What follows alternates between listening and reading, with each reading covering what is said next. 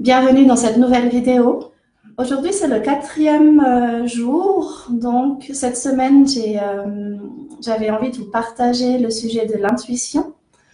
L'intuition dans vos affaires, comment est-ce que ça peut vous aider à développer votre activité professionnelle, votre entreprise. Donc, aujourd'hui, le sujet que j'ai choisi, la thématique que j'ai choisie, c'est par rapport aux questions. Donc, comment poser les bonnes questions à votre intuition? Il y a une chose qui est évidente, c'est que pour avoir des bonnes réponses, c'est important de savoir poser les bonnes questions. Donc, aujourd'hui, je vais vous parler de ça. Comment poser les bonnes questions à votre intuition pour que ça puisse vous servir de la meilleure manière possible pour vos affaires, pour votre entreprise. Ce qui est important, tout d'abord, avant de poser la question, avant de poser vos questions, c'est important de vous de prendre le temps de vous ancrer, d'installer un état de calme, un état de se mettre en mode récepteur. J'en ai parlé aussi dans une précédente vidéo. Se mettre en mode récepteur, prendre le temps de respirer. 3 bonnes respirations, ça vous permet de vous ancrer, de vous centrer et d'installer ce que j'appelle une neutralité au niveau de vos émotions. Parce que c'est clair que ce qui nous empêche de prendre des décisions, très souvent, ce qui nous empêche d'avancer, c'est qu'il y a une confusion au niveau de nos émotions qui fait que on n'a pas la clarté d'esprit pour nous écouter, pour raisonner par la suite, pour prendre des décisions. La première chose que j'ai envie de vous partager, c'est important de vous engager dans la décision que vous allez prendre, de vous engager dans l'action que vous allez prendre. C'est-à-dire que quand vous allez poser la question à votre intuition, ça n'est pas une devinette. Ça n'est pas non plus une divination. Ça n'est pas comme attendre d'une certaine autorité extérieure qu'on vous dise est-ce que c'est bien ou c'est pas bien ce que je vais faire ou que j'ai l'intention de faire. À quel point est-ce que je suis prête à m'engager dans la solution que j'ai envie de trouver. Donc du coup, les questions du genre est-ce que ce client c'est le bon client pour moi, ça va peut-être pas forcément vous aider. Si vous attendez une réponse, si vous êtes dans une énergie où vous attendez qu'on vous valide quelque chose, ça ne va pas vous aider de la bonne manière. Donc ça, c'est important. Retenez ça.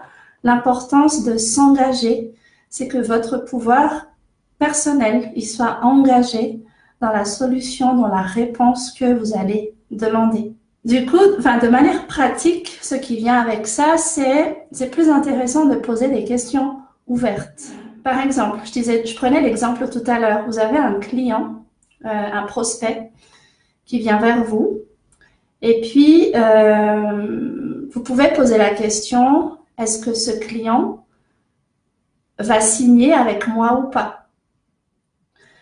Avec cette question, en fait, c'est que vous allez vous mettre en attente déjà de la réponse de votre client. Mais vous allez donner le pouvoir aussi en disant, ah ben c'est pas moi qui décide, c'est mon client qui va décider si c'est oui ou non. Alors, même si, bien sûr, qu'il y a une partie dans chaque contrat, il y a une partie qui nous appartient, il y a une partie qui appartient à l'autre. Par rapport à une question comme ça, ce que je vous suggère, c'est plus aller dans une question ouverte. Une question ouverte, ça va être déjà, est-ce que moi, j'ai envie de travailler avec ce client? Et qu'est-ce que j'ai à faire pour que ce client, il ait envie de travailler avec moi? Qu'est-ce que j'ai à faire pour répondre aux besoins de ce client, etc. Donc, c'est vraiment important, retenez ça, donc l'importance de s'engager dans la solution, dans la réponse qu'on est en train de chercher, et puis de s'engager plus sur des questions ouvertes que dans une attente de validation de oui, non, est-ce que c'est juste ou pas. Les questions oui, non, je ne suis pas en train de dire que ça n'est pas possible. Je vous invite à utiliser les questions oui, non à partir du moment où vous prenez davantage plus confiance à votre intuition. Quand vous avez une meilleure clarté, vous n'avez pas de doute par rapport à votre intuition de vous dire mais est-ce que c'est vraiment ça, est-ce que c'est mon mental ou etc. Là, vous pouvez vous autoriser à poser les questions oui, non. Oui, justement par rapport à pour illustrer ça, pour appuyer ça par rapport à la différence entre les questions ouvertes et les questions qui appellent un oui-non. Si vous n'êtes pas encore suffisamment en confiance par rapport à votre intuition, quand vous posez une question qui appelle le positif ou le négatif, votre ego risque de s'immiscer dans la réponse. Ce qui fait en fait que peut-être que vous avez une attente, vous avez une espérance et ça va fausser la réponse. C'est comme si vous allez poser la question, mais en espérant que ça soit un oui ou ah oui, en espérant que ça soit un non. Je prends un exemple ici, on parle de l'entreprise, on parle des affaires, mais ça peut être tout à fait la même chose dans la vie privée. C'est un peu comme si on va rencontrer une personne, on va rencontrer un amoureux, une amoureuse, et puis il y a quelque chose qui se dit ah oui, mais j'aimerais bien peut-être. Et puis on va aller questionner son intuition ou ce qu'on croit être son intuition, disant mais est-ce que c'est la bonne personne pour moi? Sauf que là, les attentes de votre personnalité, les attentes de votre ego vont risquer de fausser la réponse. Alors après, il y a vraiment des exemples, il y a des exemples pratiques. Vous pouvez utiliser votre intuition pour vous guider par rapport à votre clientèle. Vous pouvez poser des questions par rapport à quel serait le meilleur service adapté à ce client, par exemple. Qu'est-ce que j'aurais besoin de faire pour être davantage visible pour mes clients? Ça peut être par rapport à un partenariat, par exemple. Vous rencontrez une personne, il y a quelque chose qui se passe, on vous propose de faire un atelier ensemble, on vous propose de faire un projet ensemble. Il y a toute la partie rationnelle à prendre en compte, évidemment. Est-ce que vous vous retrouvez là-dedans? Mais vous pouvez aussi justement questionner votre intuition. Et là, encore une fois, une question comme est-ce que c'est le bon partenaire de projet ou pas pour moi ne sera pas assez riche, à mon avis. Par contre, vous pouvez poser la question à quel point est-ce que ce projet, ce partenariat pourrait m'apporter quelque chose? Qu'est-ce que ça pourrait m'apporter par rapport à mon travail? Vous pourriez demander aussi à quel point est-ce que ce partenariat est aligné avec mon plein potentiel, par exemple. Donc là, vous auriez une espèce d'échelle d'évaluation sur laquelle vous pourrez vous baser et prendre votre décision de dire « Ok, je décide de m'engager ou pas ». C'est pareil pour toute opportunité, vous pouvez aller questionner à quel point est-ce que c'est aligné avec mon entreprise, à quel point est-ce que c'est aligné avec ce que j'ai envie de faire, etc. Cet exemple-là, j'ai envie de vous partager quelque chose avec ça, c'est que je crois que toutes les opportunités ne sont pas toujours bonnes à prendre. Et je vous partage ça parce que ça n'a pas toujours été, je n'ai pas toujours eu cette perception-là.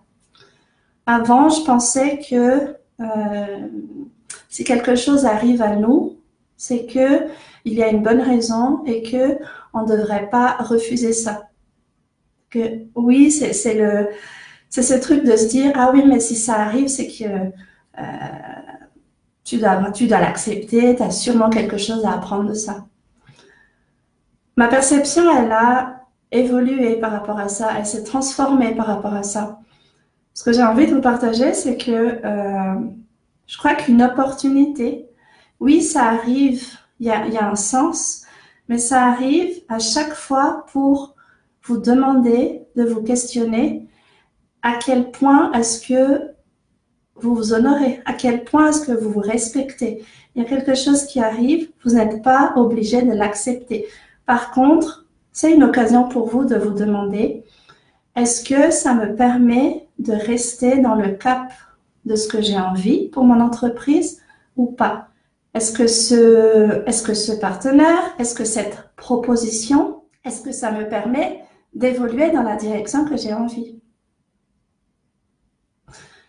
Et ici, c'est intéressant encore une fois, de revenir à la question de votre choix et de votre pouvoir. Ce n'est pas parce que les choses arrivent que vous devez absolument tout accepter. D'autres questions qu'on pourrait se poser, j'en ai parlé hier par rapport à, j'ai pas pu faire de vidéo hier, mais du coup, je vous ai mis un petit post par écrit. Ça peut être par rapport à votre gestion du temps, la gestion de vos priorités. Vous pouvez prendre votre liste de tâches pour le mois, pour la semaine, pour la journée et aller questionner votre intuition. Quelle est la prochaine tâche prioritaire que j'ai à faire maintenant? Vous pouvez questionner pour vos prix aussi, pour votre tarification. Quel serait le meilleur tarif pour ce service, pour ce produit? En tenant compte aussi de la partie rationnelle, et c'est là que c'est vraiment intéressant parce que pour moi, il ne s'agit pas de mettre en opposition la raison et l'intuition, mais vraiment de trouver une danse et une combinaison entre les deux. Poser un prix, il y a bien sûr les impératifs de coût, les impératifs de perception par rapport à votre clientèle, et il y a votre alignement, à quel point est-ce que moi, je me sens alignée avec ce tarif-là. Donc voilà, je vous ai parlé de différentes possibilités de questions. Si vous en avez des exemples, n'hésitez pas à partager, à commenter. Il y a une question de base que moi j'aime bien me poser de manière globale, c'est de quoi est-ce que j'ai besoin d'être consciente en ce moment? Ça, c'est une question puissante, c'est une question qui est riche parce que ça va vous donner les informations qui vous seront nécessaires dans le moment. Donc, sans oublier de prendre ce temps juste de vous centrer, de vous ancrer, de respirer et de poser la question, de quoi ai-je besoin d'être consciente à ce moment, maintenant? Après la réponse, ça peut venir, ici je vous renvoie dans les autres vidéos, je crois que j'en ai parlé aussi, sur le langage avec votre intuition. Comment est-ce que ça passe? Par quel sens est-ce que ça passe plus facilement pour vous? Parce que ça peut venir avec des images, ça peut venir avec des mots, des sons, avec un ressenti, etc. Ou une combinaison de tout ça. Une astuce que moi je fais, c'est que quand je pose une question, dépendant de l'importance de la question, je pose la question, je prends une feuille et j'écris. Donc voilà, je vous ai parlé du questionnement, de l'importance du questionnement, d'apprendre à poser les bonnes questions pour pouvoir avoir les bonnes réponses. J'ai aussi envie de vous parler par rapport à ce sujet, parce que c'est vraiment passionnant. Et moi, j'utilise l'intuition tous les jours pour me guider. Et c'est quelque chose qui me permet d'accéder à une simplicité, à une fluidité dans le pilotage de mon activité. J'ai créé du coup un programme en ligne, un masterclass en ligne, où en petits groupes, mais aussi de manière individuelle, je vais vous accompagner à explorer, en fait, à développer davantage ce pouvoir intuitif. Parce que, encore une fois, je suis convaincue, nous avons tous cette intuition. Vous êtes connecté à votre intuition. C'est tout simplement que Aujourd'hui, peut-être que vous n'y accordez pas suffisamment d'attention, pas suffisamment de valeur ou que vous n'avez pas suffisamment confiance en vous. Donc, ce programme, ça se passe en ligne. Donc, il y a une partie en groupe où nous allons effectuer une libération en groupe. Et puis, je vais vous prendre aussi de manière individuelle pour aller libérer vos résistances beaucoup plus personnelles par rapport à vos intuitions. Donc, si ça, à votre intuition, si ça vous intéresse, je vous mettrai le lien avec la vidéo. Ça se passe dans une quinzaine de jours et il y a un tarif réduit qui est disponible jusqu'à mardi. Je vous dis à très bientôt. Ciao, ciao. Merci.